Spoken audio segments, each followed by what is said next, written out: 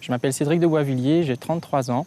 Je suis ingénieur sauvegarde-vol depuis décembre 2012. Donc, je réalise un rêve d'enfant que j'ai toujours souhaité, travailler dans le spatial. Bonjour tout le monde. Bonjour Mélissa, bonjour Rodrigo. Est-ce que tout le monde est prêt pour l'entraînement? L'ingénieur sauvegarde-vol, notre service, va mettre en œuvre des dispositifs qui vont répondre à la loi des opérations spatiales, la LOS, afin de protéger donc les personnes, les biens et l'environnement.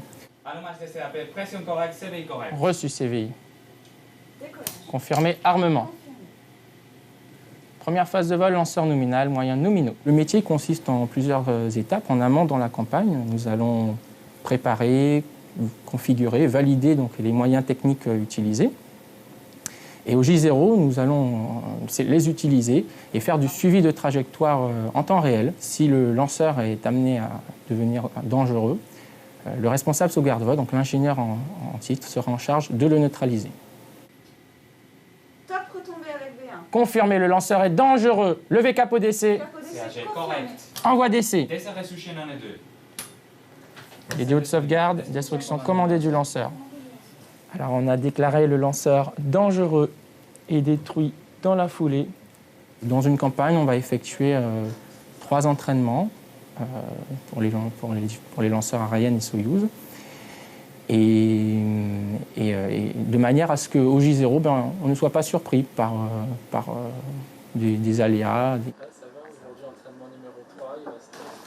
Bonjour, merci. Ça va? Ça va et vous? C'est bien passé l'entraînement? Oui, c'est ça. Donc aujourd'hui, on a fait l'entraînement de J-1. Donc on est prêt pour le vol VA255. C'est un élément d'un point de vue social très important parce qu'il est toujours souriant, il aide les collègues, il aime bien former les plus jeunes. Donc c'est vraiment un membre précieux de l'équipe. On a des gens qui viennent de toute Europe. Moi, vous le voyez, je ne suis pas français non plus. Il y a des collègues français, il y a Cédric qui est guyanais, qui a ses racines ici. Donc c'est vraiment une équipe ouverte et multiculturelle. C'est très intéressant, ça aide l'échange, c'est très important. Je devais être en classe élémentaire, en CE1 ou CE2. On est venu avec l'ensemble de mes camarades de classe, notre école, visiter le CSG. C'est une passion qui est arrivée via cette visite et via les différents lancements que j'ai pu voir en étant enfant, parce que je suis originaire de Guyane, j'en ai vu pas mal décoller. Et donc j'ai naturellement orienté donc, mes études dans le domaine du spatial. Et aujourd'hui, c'est un accomplissement, c'est une joie de pouvoir exercer la profession que j'ai toujours rêvé et qui est née ici.